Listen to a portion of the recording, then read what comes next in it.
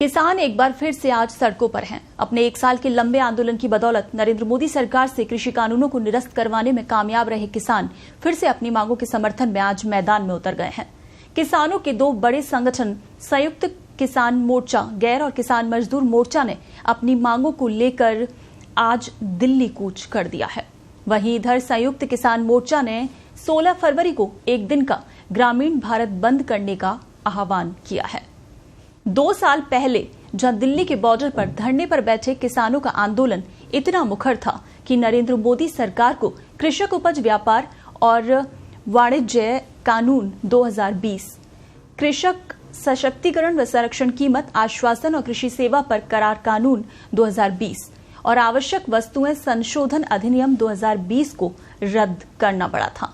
किसानों को डर था कि सरकार इन कानूनों के जरिए कुछ चुनिंदा फसलों पर मिलने वाले न्यूनतम समर्थन मूल्य देने का नियम खत्म कर सकती है और खेती किसानी के कॉर्पोरेटीकरण को बढ़ावा दे सकती है। इसके बाद उन्हें बड़ी एग्री कमोडिटी कंपनियों का मोहताज होना पड़ेगा। वहीं इन्हीं कृषि कानूनों के रद्द होने के बाद किसानों ने भी अपना आंदोलन वापस ले लिया था और उस दौरान सरकार ने उन्हें न्यूनतम समर्थन मूल्य की गारंटी देने का वादा किया था।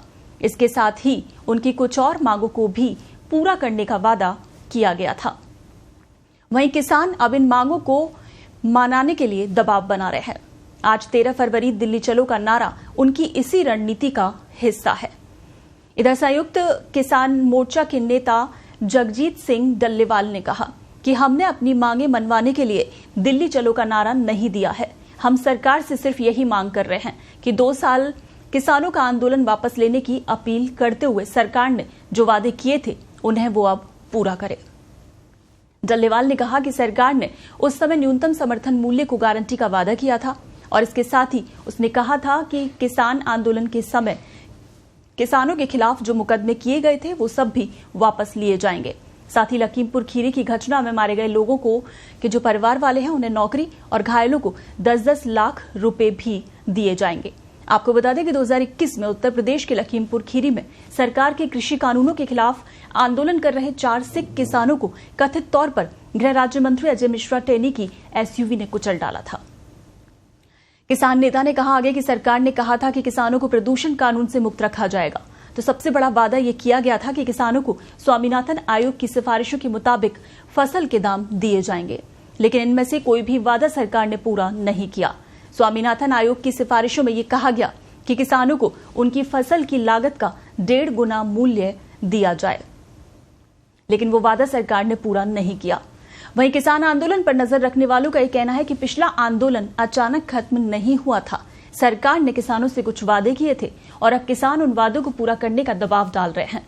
किसानों को लगता है कि 4 महीने के बाद चुनाव होने हैं और ये उन वादों को पूरा करने के लिए दबाव बनाने का सही समय है।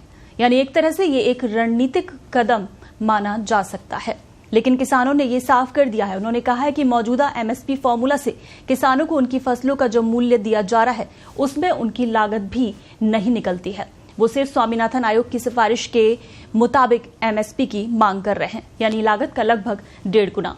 यानी सरकार सिर्फ इनपुट लागत के हिसाब से ये तय कर देती है और इसमें मजदूरी तक को शामिल नहीं किया जाता है। किसान कह रहे हैं कि हम सरकार को उनके वादे की याद दिला रहे हैं, दबाव नहीं बना रहे हैं। चुनाव आ गए हैं और अगर नई सरकार आ गई तो वो कहेगी कि हमने तो कोई वादा नहीं किया था, इसलिए ये सही समय है कि सरकार को उनके किए गए वादे याद दिलाए जाएं। उन्होंने कहा कि ये विडंबना है कि जिन एमएस स्वामीनाथन को सरकार ने भारत रत्न देने का ऐलान किया है उन्हीं के नाम पर बनी कमेटी की रिपोर्ट को लागू नहीं किया जा रहा है। उन्होंने कहा कि खेती के कॉर्पोरेटीकरण न करने की सिफारिश की थी, लेकिन सरकार इसकी कोशिश में लगी हुई है।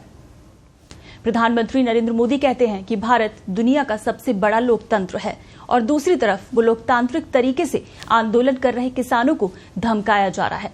हम नई मांगों को लेकर नहीं आ रहे हैं, हम तो सरकार से उसके ही पुराने वादे को निभाने की मांग कर रहे हैं।